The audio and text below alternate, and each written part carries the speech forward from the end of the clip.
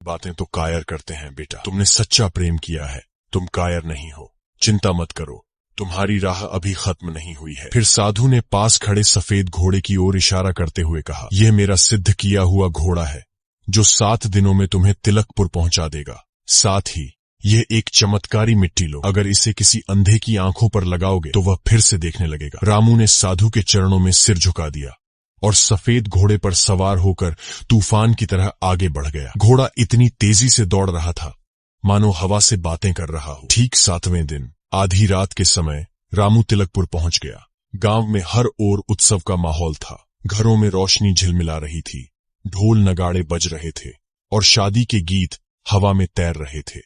लेकिन इन गीतों की गूंज रामू के दिल में खंजर की तरह चुभ रही थी। वह कांपते हाथों से अपने घर के दरवाजे पर पहुंचा और धीरे से दस्तक दी। रुंधे हुए गले से पुकारा, माँ दरवाजा खोल, भूख के मारे मेरा बुरा हाल है, अपने मुसाफिर बेटे पर रहम कर। अंदर से एक कमजोर आवाज आई, राहगीरों के लिए अमीरों के दरवाजे खुले हैं, नगर में शादी ब्याह हो रहे हैं, तू वहीं चला जा, तेरा वहां स्वागत होगा। रामू के दिल को एक और झटका लगा। उसने फिर से कहा, माँ मैं किसी को नहीं जानता, इसीलिए तुझसे ही विनती करता हूँ, अपने मुसाफिर बेटे को अंदर आने दे। इस बार उसकी बहन की आवाज आई, माँ मैं उठती हूँ, देखती हूँ कौन दरवाजे पर खड़ा है। लेकिन बूढ़ी माँ झिड़क कर बोली, नाकारा लड़की अजनबी आदमी के सामने जाएगी, उसे अपने घर में आने देगी, देखती नहीं मैं अंधी हो चुकी हूँ, 7 साल से आंसू बहा रही हूँ और अब कुछ भी नहीं देख सकती। रामू अंदर ही अंदर कांप उठा। उसकी माँ अब देख नहीं सकती थी, फिर भी उसकी बहन ने दरवाजा खोल दिया। रामू अंदर आया, लेकिन किसी ने उसे पहचाना नहीं। उसकी माँ की आंखें अब दुनिया को देख पाने में असमर्थ थीं और उसकी बहन के लिए वह कोई अजनबी था। घर के कोने में उसकी पुरानी सारंगी टंगी थी, लेकिन अब उस पर धूल की मोटी परत जम चुकी थी। उसने माँ से पूछा, माँ दीवार पर वह क्या लटका है? बूढ़ी माँ ने रूखे स्वर में कहा, तू भी अजीब मेहमान है, बस ये गनीमत समझ कि तुझे रात गुजारने के लिए छत और एक वक्त की रोटी मिल रही है। ईश्वर का नाम ले और सुबह यहाँ से चला जा। रामू की आंखें भर आईं। उसने फिर से कहा, माँ मैं पहले ही बता चुका हूँ कि मैं तेरा बेटा हूँ और यह मेरी बहन है, मैं बस इतना जानना चाहता हूँ कि वह दीवार पर टंगी चीज क्या है। बूढ़ी माँ ने झुंझलाकर कहा, वह सारंगी है। रामू की सांसें रुक गईं। कांपते होठों से बोला, सारंगी? किसकी सारंगी? बूढ़ी माँ ने आह भरी और कहा, मेरे दुखियारे बेटे की। 7 साल से वह यहीं टंगी है, किसी भी जीवित आदमी ने इसे हाथ तक नहीं लगाया। रामू की बहन ने धीरे से सारंगी उतारी और उसे पकड़ा दी। जैसे ही उसके हाथों ने उस जानी पहचानी धड़कन को महसूस किया, उसकी आंखों से आंसू गिर पड़े। उसने सारंगी को सीने से लगाया, फिर ऊपर आसमान की ओर देखा और कांपती आवाज में प्रार्थना की, हे ईश्वर मैं अपने मन की इच्छा पूरी करने के लिए जा रहा हूँ, मेरा साथ देना। रामू ने कांपते हाथों से सारंगी को उठाया और तांबे के तारों को हल्के से छेड़ा। अचानक कमरे में झनकार गूंज उठी और एक पुरानी धुन हवा में घुल गई। उसने गहरी सांस ली और गाना शुरू किया। उसकी दर्द भरी आवाज ने रात के सन्नाटे को चीर दिया। उसकी माँ की आंखों से आंसू बहने लगे। वह बिलखते हुए बोली, तेरा नाम क्या है बेटा? तेरे गीत ने मेरे दिल को छलनी कर दिया है। बुढ़िया कांपती आवाज में बोली, आज ही मैंने एक सपना देखा था कि मेरे बाल पूरी तरह सफेद हो गए हैं। 7 सालों के आंसुओं ने मेरी आंखों की रोशनी छीन ली है। तेरी आवाज मेरे रामू से मिलती है, बता मेरा बेटा कब लौटेगा? रामू की आंखों में आंसू थे। उसने माँ को समझाने की बहुत कोशिश की कि वह उसी का बेटा है, लेकिन माँ को यकीन नहीं हुआ। वह कुछ पल चुप रहा, फिर धीरे से बोला, माँ कम से कम इतना कर दे कि यह सारंगी मुझे कुछ देर के लिए दे दे। मैंने सुना है कि पास ही में एक शादी हो रही है, वहां जाकर गाऊंगा, बजाऊंगा और जो कुछ मिलेगा उससे तेरे साथ बांटूंगा। बुढ़िया सख्त लहजे में बोली, नहीं, जब से मेरा बेटा गया है यह सारंगी घर से बाहर नहीं गई, ये मेरी आखिरी निशानी है। रामू ने धीरे से अपनी थैली से कुछ सोने के सिक्के निकाले और माँ के सामने रख दिए। देख ये सोने के सिक्के हैं, अब यह सारंगी मेरी जिम्मेदारी है। बुढ़िया ने थैली को टटोला और सिक्कों की चमक महसूस होते ही उसने धीरे से सिर हिलाया, ठीक है, लेकिन इसे संभाल कर रखना।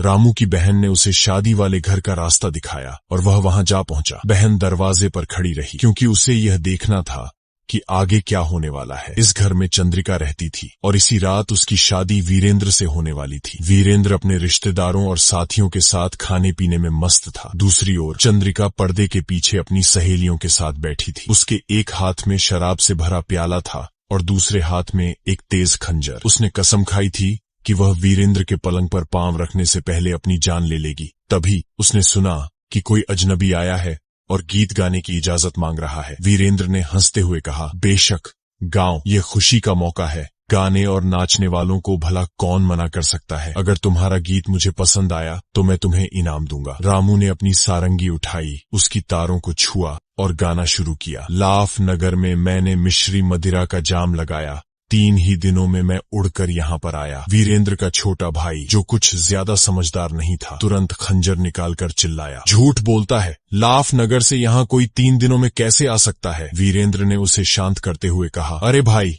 यह गायक है, अपनी कल्पना में तो यह सारी दुनिया घूम सकता है, इसकी बातों को गंभीरता से मत लो। लेकिन उधर पर्दे के पीछे चंद्रिका की सांसें थम गईं, उसकी आंखें चमक उठीं। उसने अपनी सहेली से कहा, तू इसे नहीं पहचान सकती, लेकिन मैं इसकी आवाज पहचान गई हूँ, ये मेरे गरीब आशिक की आवाज है। इतना कहते ही उसने झर का प्याला फेंक दिया और खंजर को दूर उछाल दिया। फिर वह पागलों की तरह दौड़ती हुई झरोखे के पास पहुंची, जहां से रामू को देखा। उसकी आंखों में आंसू भर आए। यह वही है, उसे अब और कुछ नहीं दिखा, न दुनिया, न समाज, न शादी की रस्में। वह भागती हुई रामू के पास पहुंची और उसके गले से लिपट गई। दोनों कुछ पलों तक बेसुध पड़े रहे। वीरेंद्र का भाई यह देखकर आग बबूला हो गया। उसने खंजर निकाला और उन दोनों पर टूट पड़ा, लेकिन वीरेंद्र ने उसे रोकते हुए कहा, भाई रुक जा, अपना गुस्सा ठंडा कर। जो मेरे भाग्य में था मुझे वही मिला, और जो मेरा नहीं था उसे मैं कभी भी हासिल नहीं कर सकता। कुछ पलों बाद जब चंद्रिका को होश आया तो वह लाज के मारे लाल हो गई। उसने अपने हाथों से चेहरा ढक लिया और पर्दे के पीछे छिप गई। वीरेंद्र ने रामू की ओर देखा और गंभीर स्वर में पूछा, मुझे यह समझ नहीं आ रहा कि तुम इतने कम समय में लाफ नगर से तिलकपुर कैसे पहुंचे। रामू ने हल्की मुस्कान के साथ कहा, यह एक लंबी कहानी है, लेकिन अब मैं तुम्हें सब सच बताता हूँ। इसके बाद उसने अपने सफर के हर मोड़ की दास्तान सुनाई, कैसे वह जंगल में गिरकर बेहोश हुआ, कैसे एक साधु ने उसकी जान बचाई, और कैसे उसने सिद्ध घोड़े और चमत्कारी मिट्टी प्राप्त की। इधर रामू की बहन, जो दरवाजे पर खड़ी यह सब देख सुन रही थी, दौड़कर अपनी माँ के पास गई।